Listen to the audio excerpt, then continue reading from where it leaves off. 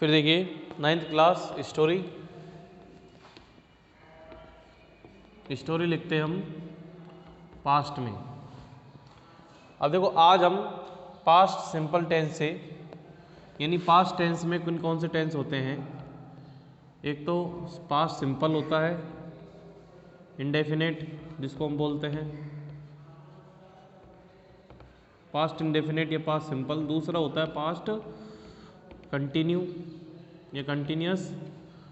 फिर तीसरा होता है पास्ट परफेक्ट, और जो चौथा होता है वो होता है पास्ट परफेक्ट कंटिन्यूस टेंस। ठीक है, ये 4 टेंस होते हैं जो हम पास्ट टेंस में 4 प्रकार के टेंस होते हैं, और प्रत्येक टेंस में प्रेजेंट में भी और फ्यूचर में भी इसी प्रकार के 4 टेंस होते हैं। अब हमको स्टोरी बनाना है। देखिए हम बहुत सारी स्टोरी रट नहीं सकते, हमें इन्हें बनाना आना चाहिए। तो हमने काफ़ी सारी स्टोरीज़ लिखी हैं। तो कई सारी स्टोरीज़ ऐसी है जैसे द क्लेवर फोक्स, एक है चतुर लोमड़ी यानी क्लेवर फोक्स। अब ये क्या करती है कि ये भूखी होती है, फिर देखते हैं कि एक जो कौकरो होता है उसके चोंच में एक रोटी होती है, और उसको लेने के चक्कर में ये उसके कुछ प्लान वगैरह सोचती है और उससे कहती है आप बोलो, तो वो मुंह खोलता है और वो रोटी का टुकड़ा नीचे गिर जाता है। तो इस प्रकार से हम एक बार मैं हिंदी लिख दूंगा और उसकी तरफ हम इंग्लिश बनाएंगे। ठीक है, कि एक बार एक लोमड़ी या लोमड़। अब देखो लोमड़ी होती है उसको तो विक्सन कहते हैं, और जो लोमड़ होता है उसको कहते हैं फॉक्स। ठीक है, तो कोई दिक्कत नहीं। तो एक बार एक लोमड़ था, ठीक है। दूसरा वह बहुत चतुर था,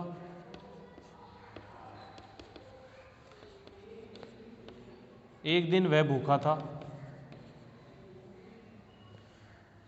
एक दिन वह बहुत भूखा था। फिर उसे खाना नहीं मिला, वह इधर उधर घूम रहा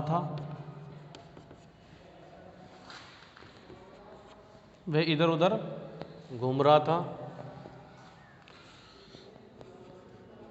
वह एक बाग में गया,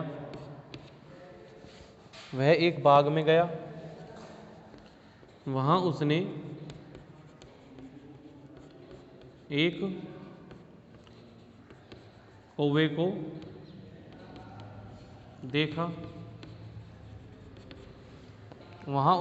कौवे को देखा, वह पेड़ पर या पेड़ की शाखा पर बैठा हुआ था, उसकी चोंच में एक रोटी थी,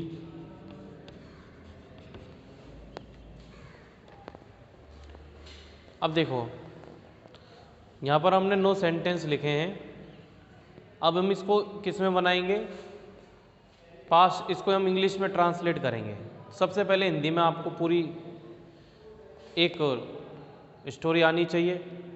पहले हिंदी आप याद कर लें कि भाई ऐसे ऐसे इसमें ये होता है।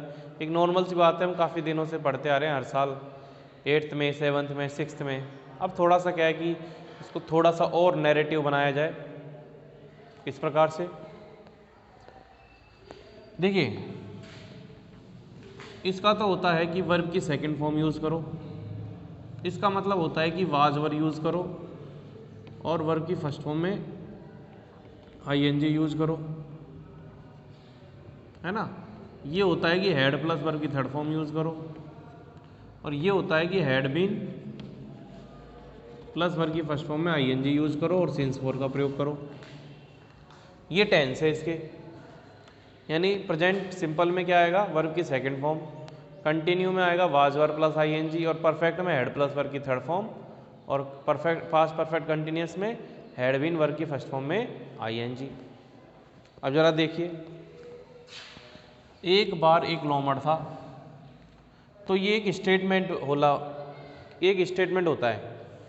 तो इसको कैसे लिख रहे हैं कि once there was a fox, ठीक है, once there was a fox.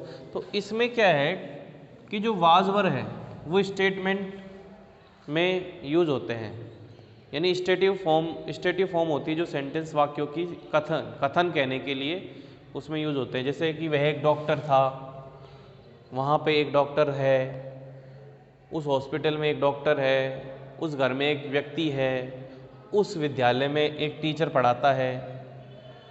तो एक बार एक लोमड़ था, once there was a fox, ठीक है। इसमें वाज वर्ब का प्रयोग ही होगा, और ये पास्ट सिंपल में ही होता है, यानी पास्ट सिंपल। अब कहेंगे सर पास्ट सिंपल वर्ब की सेकंड फॉर्म है वाज वर्ब कैसे, जब आप वाज वर्ब का प्रयोग बिना किसी वर्ब के, मेन वर्ब के, यानी आईएनजी वर्ब की फर्स्ट फॉर्म में आईएनजी का यूज ना करते हो, केवल वाज वर्ब ये बताने के लिए कि कौन क्या है, तो हमें ये पास। अब देखो, वर्ब की फर्स्ट फॉर्म में आईएनजी का प्रयोग नहीं हो रहा और केवल वाज वर्ब का प्रयोग हो रहा है, तो पास्ट सिंपल में आएगा, क्योंकि वो एक कथन है, और कथन के लिए हमें वाज वर्ब का प्रयोग करना है, क्योंकि यही तो बताएगा था, यानी वाज, यानी ये पास्ट है। अगर इसमें आईएनजी होता तो पास्ट कंटिन्यू होता, ठीक है। वह बहुत चतुर था, अब ये भी स्टेटमेंट है, कथन है किसी के बारे में। देखो, he was very clever, he was very clever. आप, यू आर वेरी इंटेलिजेंट, आप बहुत इंटेलिजेंट हो, तुम बहुत इंटेलिजेंट थे, यू वर वेरी इंटेलिजेंट, ठीक है। ही वॉज वेरी क्लेवर, एक दिन वह बहुत भूखा था। अब ये भी देखो वाज वर्ब से बनेगा, one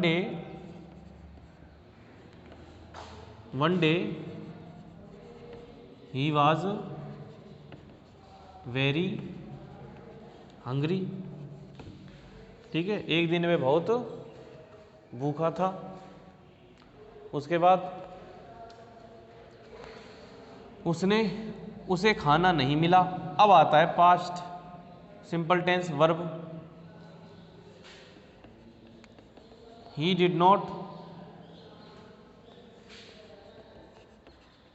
not get any food, उसे भोजन नहीं मिला। did not get any food, उसे कोई भोजन नहीं मिला, है ना। वह इधर उधर घूम रहा था, past continue, he was wandering,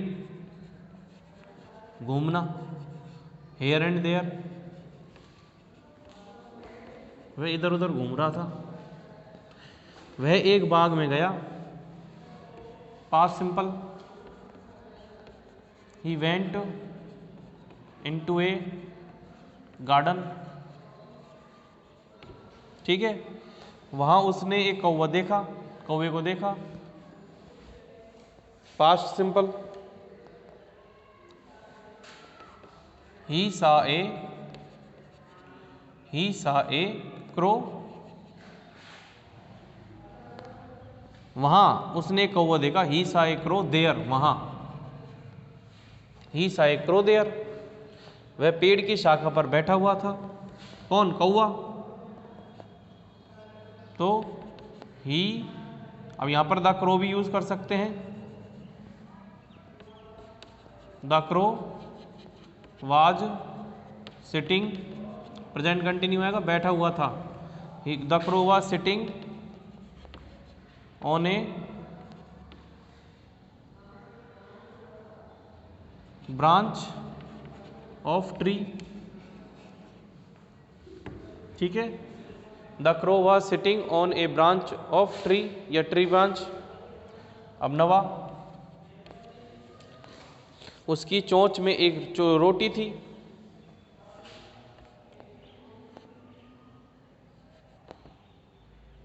his beaks had ए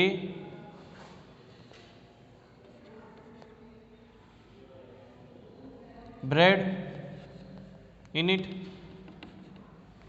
उसकी चोंच में एक his beak had a bread in it, यानी उसमें, उसकी चोंच में एक रोटी थी।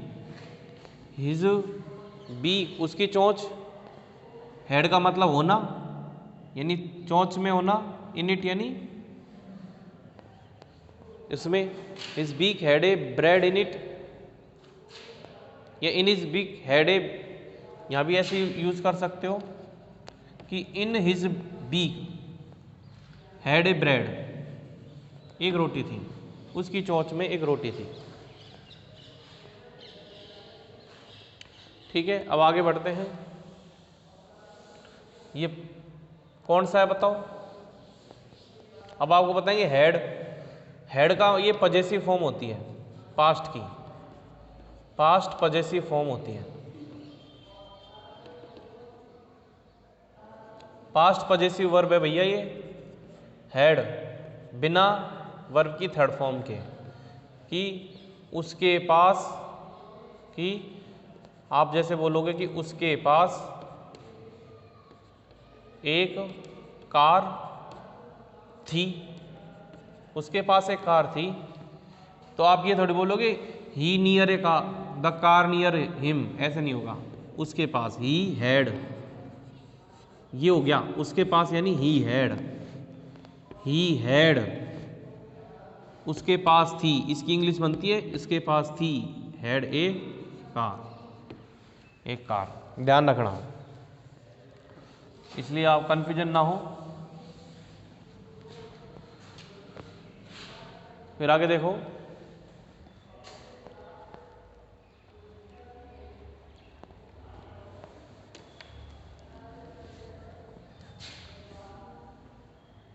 उसकी चोंच में एक रोटी थी।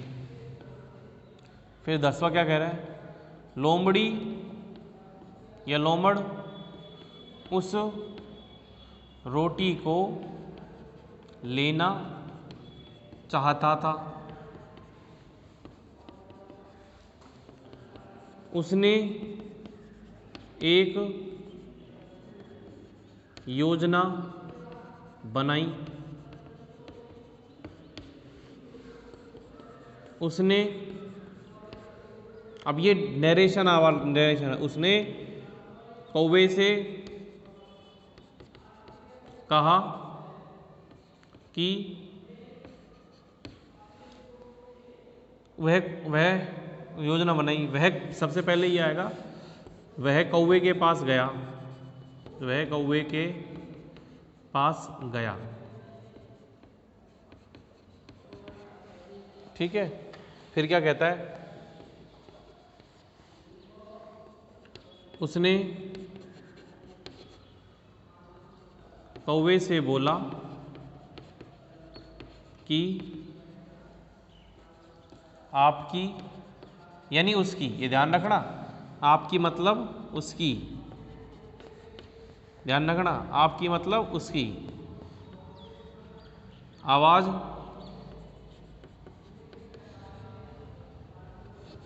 बहुत सुंदर है।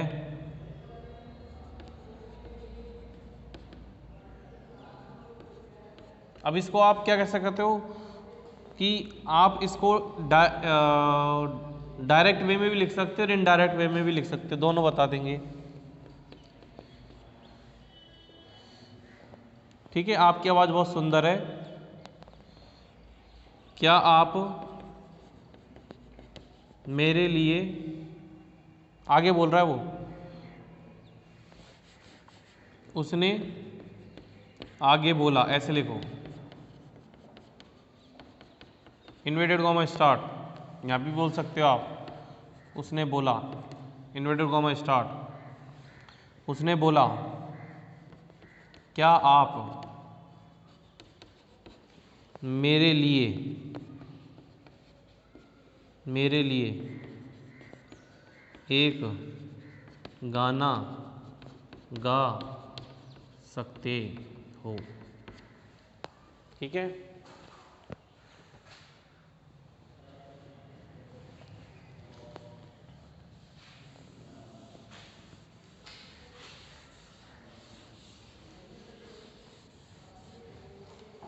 तो इसी कैसे बोलेगा, अब देखो, लोमड़ उस रोटी को लेना चाहता था।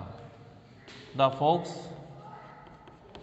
Wanted to take the bread. ठीक है, फिर 10वां हो गया। 11वां क्या है, उसने एक योजना बनाई।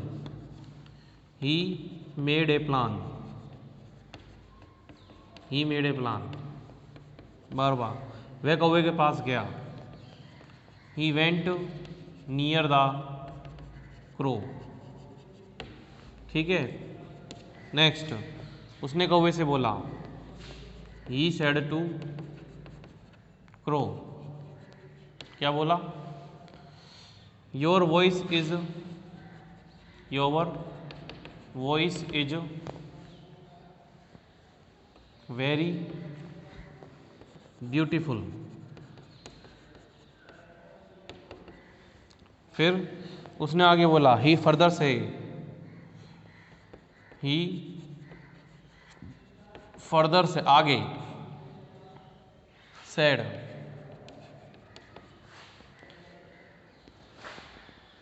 कैन यू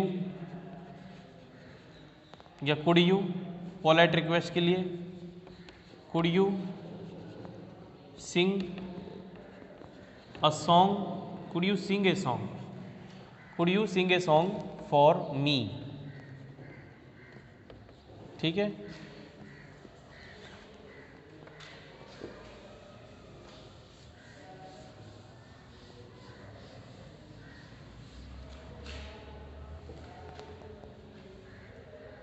फिर कौवा ये सुनकर प्रसन्न हो गया।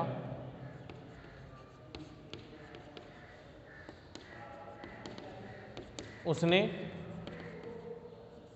गाना गाने के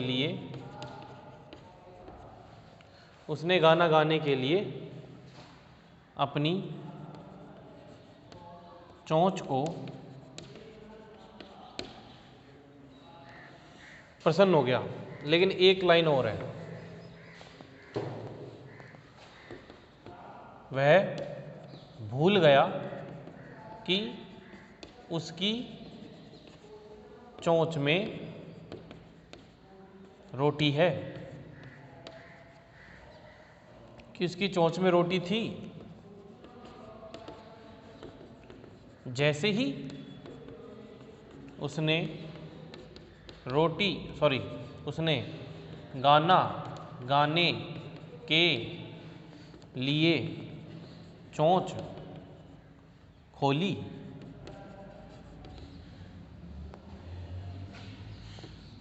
रोटी नीचे आ गिरी, या नीचे गिर गई। लोमड़ी ने रोटी उठाई और भाग गई, या लोमड़ ने रोटी उठाई और भाग गया।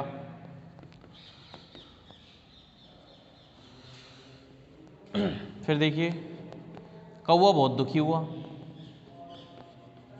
कौवा बहुत दुखी हुआ।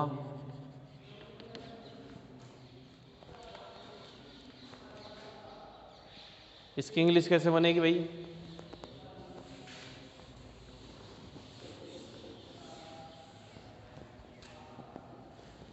कि कौवा ये सुनकर प्रसन्न हो गया।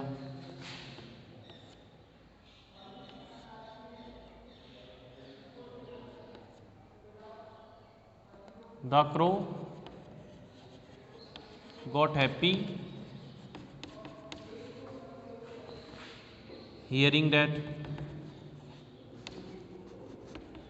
ठीक है, गॉट हैप्पी यानी प्रसन्न हो गया सुनकर। फिर क्या कह रहा है? Wave he forgotten, he forgot that, मैं भूल गया। ही forgot that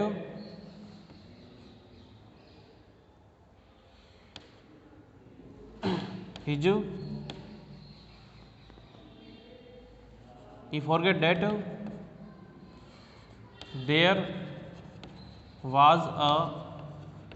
there was bread in his beak,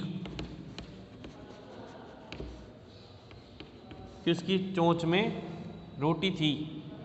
he forgot that there was bread in his beak, मैं भूल गया कि उसकी चोंच में रोटी थी। as he opened